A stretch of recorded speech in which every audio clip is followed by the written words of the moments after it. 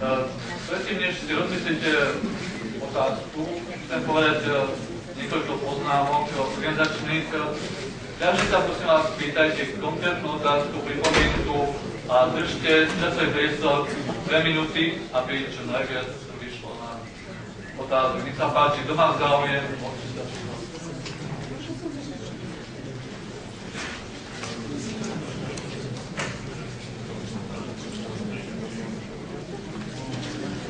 Na mikrofón.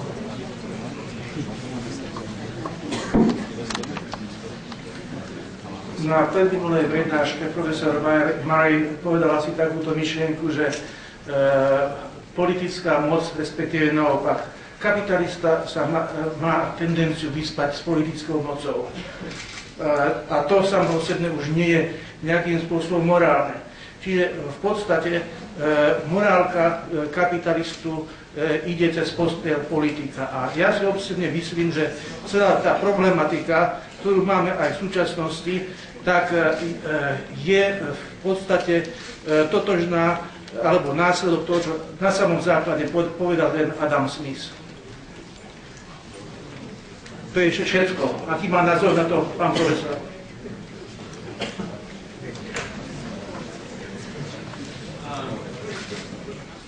I think that the most important distinction, first off, I should say to you, is that I consider the fact that when businesses get in league with politics in order to protect themselves rather than to have to compete in the marketplace, that is one of the biggest problems that we face in the world economies today. Because the defense of capitalism is not the same as the argument for laissez-faire. The position that I was giving was one which was an argument for laissez-faire. That phrase, laissez-faire, comes from in the 18th century, Colbert went to the certain segment of the French business people, and he said, "What can we do to help you?" And they said, "Laissez-faire, leave us alone. Don't get us involved, don't do anything like that." And that became the rallying call. So I don't believe that state capitalism, which is what you were talking about, state monopoly capitalism, is the same as capitalism. I do admit that in the world that we live in, that our governments have in fact proven to be very porous in terms of allowing interest groups to dominate the way they do things. In fact, economic analysis of politics begins with the understanding that the goal of democratic politics is to win election, not to promote the public interest, right? And in the process of doing it, politicians, by definition, need to gather votes. So they're vote-seeking entrepreneurs, in the same way that I would be if I was in business, a profit-seeking entrepreneur. And and the way in which the system is biased, democracies are going to concentrate benefits on the well-organized and well-informed special interest voters and disperse the costs on the unorganized and ill-informed massive voters. And furthermore, they'll want to do it early in the election cycle rather than in the long run. So there's a short-sightedness bias, which is one of the reasons why we have these problems of accumulating public debt.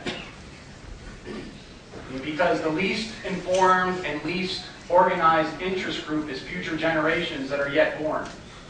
So if I can pay for something now and then have someone have to get something now that someone 40 years from now will have to pay, that makes sense for me.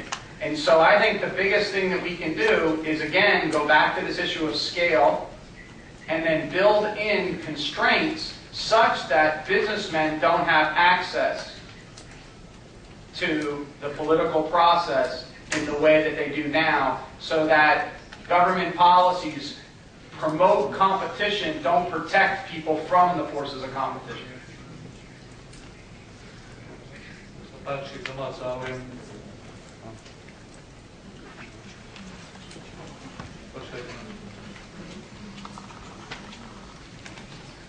I would like to ask you about some information. We could read in our papers that Utah put a law that return kind of written gold standard. You allow people to pay with gold and silver. I would like to ask you on your comment on such policies, if you can, and how can this help the economic system of America to return to its former conditions? I think you're referring to the like Liberty dollars, like in Ohio or something, or the news weren't so specific. Okay. Yeah. All right. You know, so let me tackle this a little bit. Here's the problem, and I'll relate it to Europe, and I'll come back to your issue, which is, so what's one of the problems with Portugal, Ireland, Italy, Greece, and Spain in the EU, in relationship to the EU? In the same way, what is the problem with California, Michigan, New Jersey, Illinois in relationship to the federal government of the United States? As it currently is set up to do, you can't monetize the debt with your own currency. California doesn't have its own currency. All right? In the same way that now, under the EU at least, the PIGS countries don't have their own currency. So what are they going to do? They're going to want to lobby the European Union to bail them out. Okay? Just like in the United States, California and all those countries are going to lobby the federal government to bail them out. That is transfer the debt problem or the debt crisis from the state to the federal government, which has the power of the printing press. So if they successfully do that, the pressure on the EU, on the European currency, on the euro, is that if they're going to try to inflate away these debts, which means that you're going to have a euro crisis. Just like as if we absorb these state-level debts, we're going to have an even more, we have a dollar crisis, right? We're going to have an even more dollar crisis. Okay? Alternative, so I think that there's a very good chance that the euro might not survive the decade. I realize that's a very radical kind of thing, but I think that there's a book out by a young economist named Philip Agus, which is on the crisis of the euro, and I would recommend it to everyone. I'm sure that it's going to go kicking and screaming. It's not going to go in, some easy way, and they're going to fight it, and they probably maybe will get it, to stay. But it won't be the euro that you thought it was going to be. Remember, the euro is going to not have inflation. It's not going to have all that stuff. It's going to standardize. No, you're having politics as usual, and it happened, probably a little faster than a lot of people thought it was going to happen. Not Margaret Thatcher, though.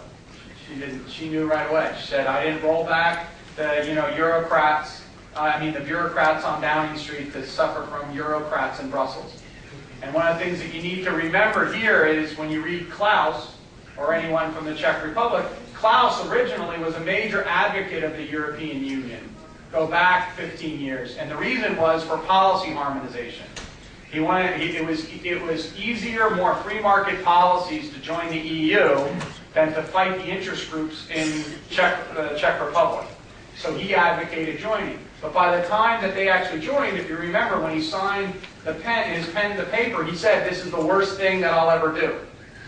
And the reason for that is that you actually give away an aspect of your economic freedom when you did that. All right? Now, so the belief is that by having the euro, we would have a more rational, centralized currency, right? An optimal currency for the European community. The problem is you eliminate the ability of people to flight when governments engage in expansionary fiscal policy. Right? Because when you have exchange rates, when your currency starts to decline, everyone just gets out of it and goes to the other one. Right? And so when you eliminate that ability to have these currencies competing through floating exchange rates, right, then what happens is you lose the check. Now, I'm going to go back in time and forward in time to yours. Back in time is Adam Smith.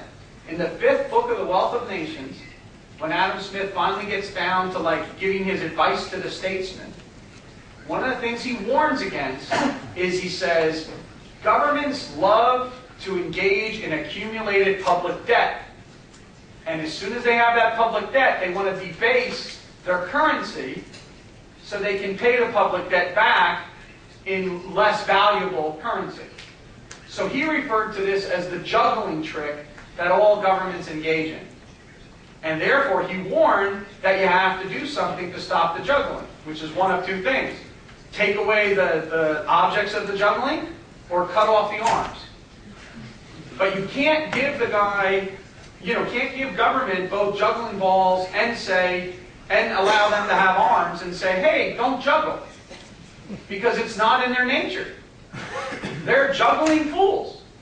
And that's what they do, and they've done it from time immemorial to today, all right? And so the key issue is making sure you do it. So what's one of the things that does that? Gold standard. The ability to not have legal tender laws. If you just simply pass and said, no legal tender, right? That would mean that the currency would have to compete. Now, who doesn't like that? Governments. So what's happened is we had a thing like there was an attempt to implement these Liberty dollars, which was an alternative currency based on gold and silver. And the government has cracked down on it. Now in the 1970s, when I was a kid, and we had a bad recession, Carter was in office and we had a very bad recession, and we had high inflation. I actually have a bet with a friend of mine that we will have double-digit inflation and double-digit employment before Obama leaves office. But I should point out, I think Obama will win re-election, is my position, because I don't think the Republicans have a challenger really to take him on, though this recent events in Libya might cause problems. And by the way, I'm not that good at my predictions, so I wouldn't trust me. Get it for whatever you get. You're paying for the advice that you paid for nothing here, right? All right. So anyway,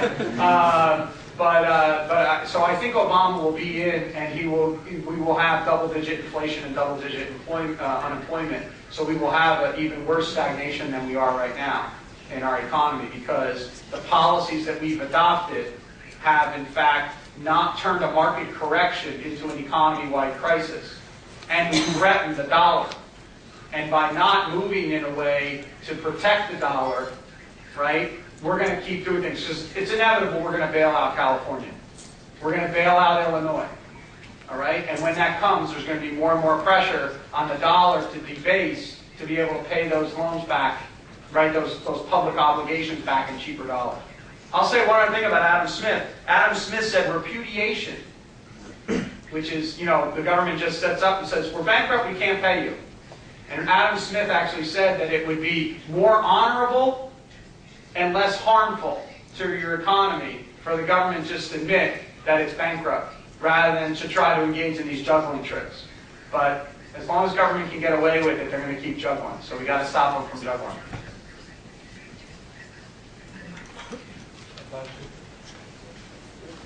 I have a question. There are still more and more voices around the world that this monetary system cannot survive. And there are some guys who are talking, for example, about resources economy or resource-based economy. And the question is, do you think that the monetary system could be changed with some another system? The European monetary system or the world? The whole world. The whole world. Okay, so George Soros, who is a name many of you might know of, he was a, in fact, my first trip to East and Central Europe was completely funded by George Soros. It was in the early 1990s, and George Soros had, so it was right after the transition period, or the beginning, and he had his Open Society funds. In fact, the Central European University was still in Prague at the time.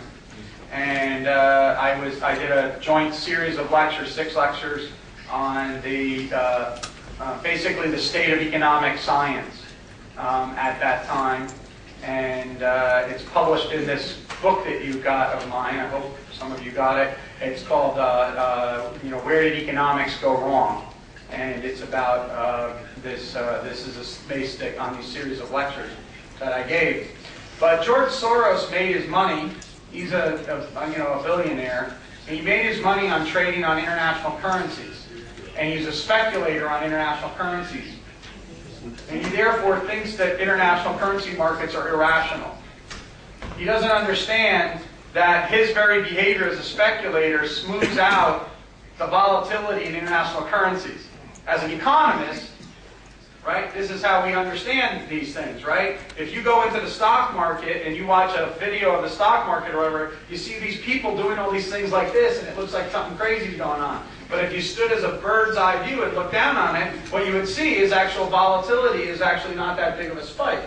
In our country, because there's always a bias towards reporting bad news, so when they have a 1% decline in the stock market, what they do is they move the picture up really close. So a 1% decline, we're at $10,000, it falls by 120. Like, oh my God, look how much it fell. When really, if you step back, it would be like just a little blip, right?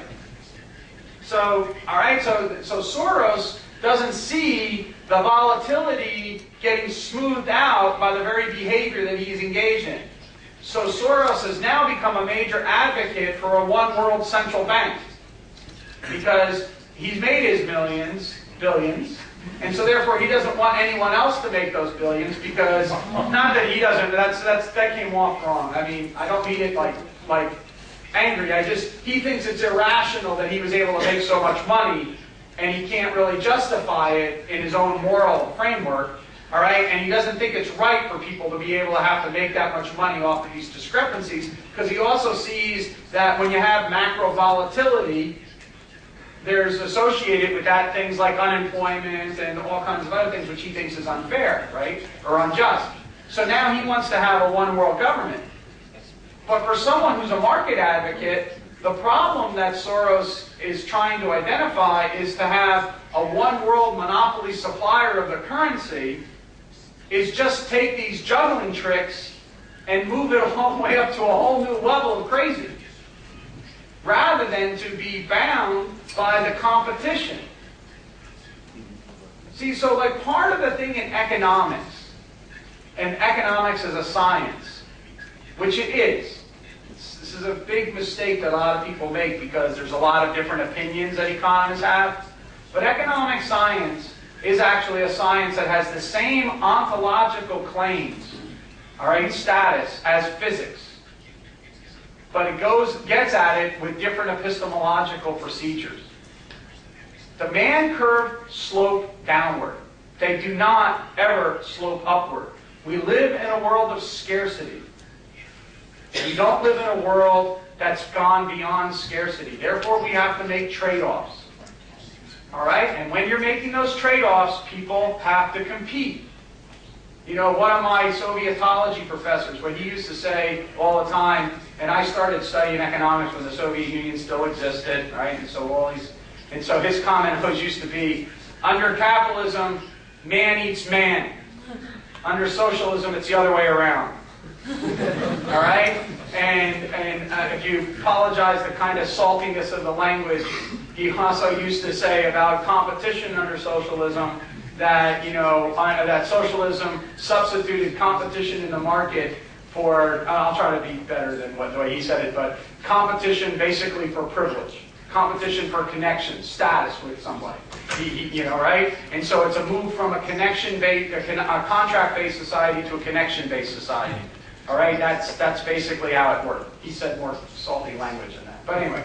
And so one of the things that we have to look at is the role that competition plays in making sure that intentions don't equal results. In economics, I can intend to help the poor, but because economics is a science, right, my intentions don't necessarily translate into results. I could want to help the poor as much as I want, but if my policies are misinformed, I make the poor worse off. My argument to George Soros, or people who believe in a one-world government, is that you may want to decrease macro volatility, but by eliminating competition among countries, what you'll do is you'll increase macro volatility, and there won't be any exit option. There won't be safe havens. I don't know how many people here read The Economist magazine. If you read The Economist magazine, just raise your hand real quick. right? So okay, the March 19th edition has a fantastic thing in it called Taming Leviathan, which relates to my talk actually, because it's about what these debates are going to bring up in terms of the scale and scope of government. But one of the things that it's recognizing is that vibrant entrepreneurship has moved east. Right? It has moved into like Asia and stuff. Europe is dying, the United States is dying, and it's going, elsewhere. Right? That's how competition works. So if Europe, there's nothing inevitable about Europe dying. It's not like there's an expiration clock. You walk through and it's really nice, beautiful cities, and you say, oh my God, they've been here since 14 something or other, that building. Oh, gotta put it away. No, it could be here forever, right? But what's going to happen is that you need to have policies that are conducive to economic vibrancy and growth. All right? And it's the same thing in the United States. Detroit didn't need to go backwards in time. Pittsburgh didn't. Just let me give you this. I know it's a long one, but let me give you a tale of two cities, both of which were Rust Belt cities. Pittsburgh's the steel industry. Steel industry went broke, basically, in late 1970s, early 1980s. Automobile industry went broke in the late 1970s, early 1980s. What happened was, as much as we tried to protect the steel industry, we didn't try to protect it as much as we tried to protect the automobile industry. So we had to make the steel industry. So Pittsburgh went through some really rough times. It's now one of the nicest cities in the United States to live in. Why? Because it became a center for robotics. Right? It became a different place because it wasn't just tied to the steel industries, because the steel industry went away. Remember, it's a profit and loss system. Detroit is gutted because Detroit was never allowed to adjust. We refuse to let Detroit have to adjust to the world market for competition in cars. When I was a young kid in the 1970s, you didn't see Toyotas. Right? You didn't see, Hondas. You didn't see, Hyundais. Right? You didn't see those kind of cars. They were not in the cars. It was a Chrysler, right? A Ford, right? Those were the cars that you had. Well, that wasn't the world anymore right at that time. And all those cars started to change. I did a paper, one of my first papers I ever did was on what's called the Voluntary Restraint Agreement. Voluntary in quotes. Just like our IRS building says, taxes, the voluntary contribution you give for a free society. I've always wondered, can we question this? Like if it's voluntary, that means like one day I just write in and I say, hey, this year it's been tough for me. I can't give my, thing. What would happen to me, right? It's not voluntary. But that's what we call it. So we call it the Voluntary Restraint Agreement. It turned out that in the Japanese-American Voluntary Restraint Agreement, which was a form of tariffs, we spent $160,000 in consumer dollars to protect every one job in the automobile industry. Let me just repeat that. A $50,000 job, $160,000 consumers had to pay in increased prices to protect that one job. That was a consequence of our artificial restrictions on the market in the 1970s and early 1980s. That's the kind of expense that we went to try to protect our automobile industry. We haven't been able to do it. And now all of a sudden Detroit has less of a population than it did in 1950. Pittsburgh is thriving. I suggest to you that that story is universal and not limited to those two cities. I would recommend to all of you to look at those two cities to see the difference in the way in which the public policies played out and the way in which a city can in fact reinvent itself and become vibrant. Because if a city can do it, a region can do it, countries can do it, right? Whole sections of do it. Europe can definitely revive itself just like the United States, but it's not going to do it the way it's doing it right now. Posledná otázka, last question. Radovan Durana, Ines. First, I would like to mention that I'm not very happy that you have chosen this example with cars in the country where it's the highest production of cars per capita.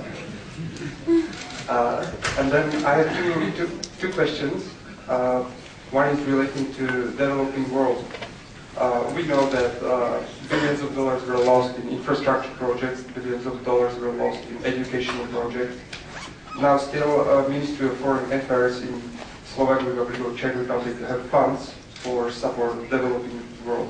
For example, construction of wells, teaching Africans basics of agriculture. What do you think? Are these possibly good ideas how to help them, or we should just let them be and find their way? And the other thing is, I don't know if you know very well the situation in China. Just one question: if you should point or put a point of China on the scale of from socialism to capitalism or free market, where would you point China? This could help us to answer the question: the recent growth is something that they can keep on, or something? Yeah. Thank you very much. Those are two really excellent questions. I'll try to be concise, promise. On the China thing, I think the biggest thing to recognize is that there's a difference between the de facto system and the de jure system.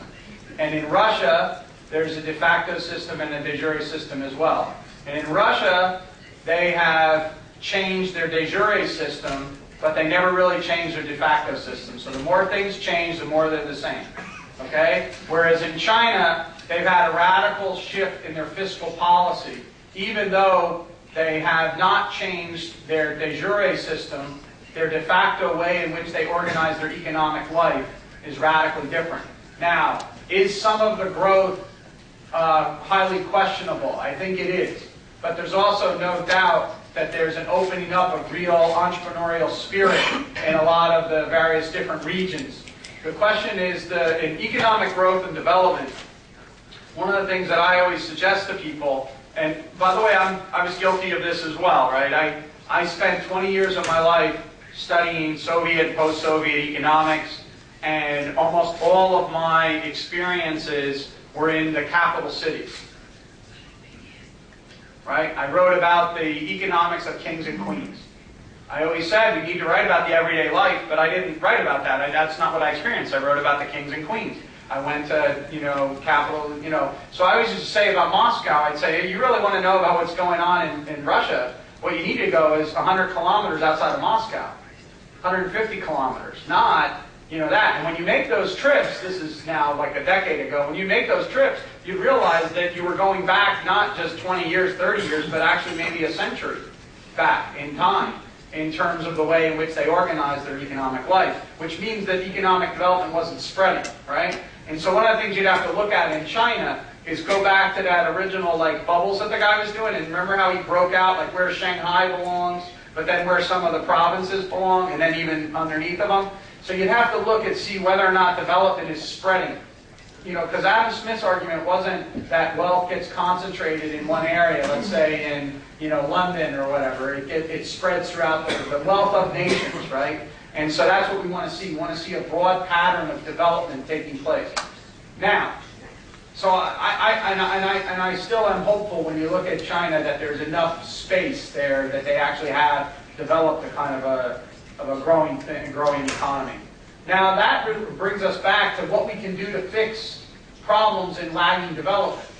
So this is a very exciting area in economic research at the moment. There's a laboratory at MIT called the Poverty Action Lab, which does attempts to have randomized controlled experiments about what could actually affect public policy for poverty alleviation. And then there's also Bill Easterly at NYU, who has the Development Research Institute, who has challenged the idea that these efforts are very useful. And they just in the last 2 years won the major award from the European Union for research on development. One that says that you can randomize control these policy experiments and see what helps the poor, malaria nets, a little dose of iodine or whatever to help with these things, like 25 cents a day cures, and can that really work? And then Easterly, who says, look, these problems have a difficulty of scalability. You know, yes, if I concentrate all of my energies on building a hospital in this small region in Africa, the people in that area are going to have better health care. But can I scale it up across Africa in an economically meaningful way? And instead, is it about, so the bottom line is that the things that we want are positively correlated with economic growth. So the best thing that we can do for Africa is to open up our borders in Europe for their agricultural products. And the people who are most resistant to that are the French. And the French are the ones who are going to point their finger and tell everyone else that they're morally responsible for the poverty in Africa. Not them, but you.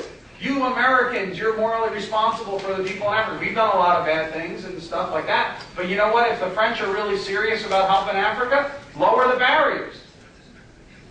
Lower the trade barriers. Let them compete with your farmers in the open market in the European Union. Right? It's about reducing trade barriers and growth. That's how you'll get it. So you get growth, you'll get an improvement in the lifestyle of these Africans. And one of the things, I know Richard Epstein was here, right? Richard Epstein wrote a fantastic book. It's called Free Markets Under Siege. And he basically makes a distinction. He says, look, there's lots of public policies where refined debate among technical economists could go on for all night.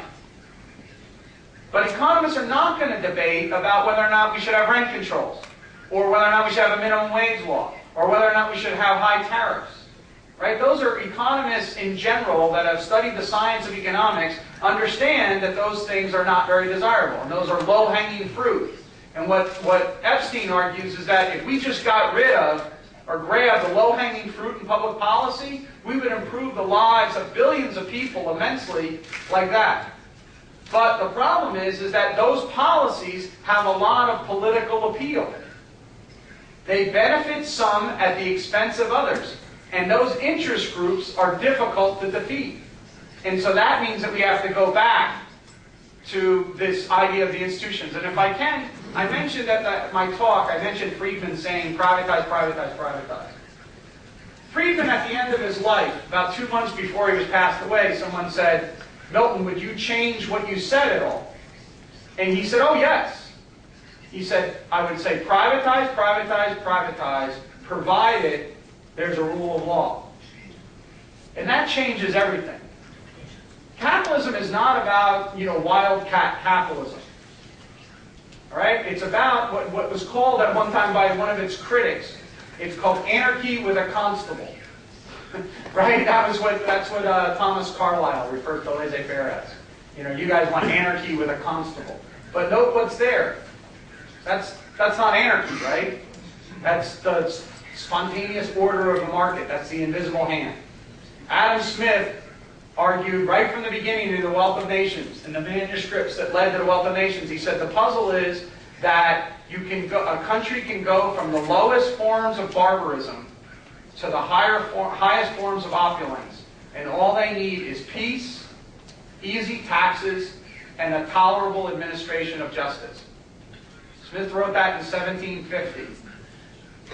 He tried to make that argument in 1776 in the Inquiry into the Nature and Causes of the Wealth of Nations. We as economists, as a discipline, are still trying to explore all the details of unpacking what it means to have a tolerable administration of justice. Right? That's the basic institutions that are required in society to be able to realize peace and to realize the gains from trade. I think our economic freedom sort of fits with that, but žiaľ, už musíme ukončiť našu diskusiu. V každom prípade chcem vám poďakovať za účasť. Ešte raz vám dať do povedomia, že môžete si nechať podpísať tým pána profesora a zároveň vás pozvať na čašu vína. A hlavne chcem poďakovať pánovi profesorovi za skvelú prednášku a prepáčte, niektoré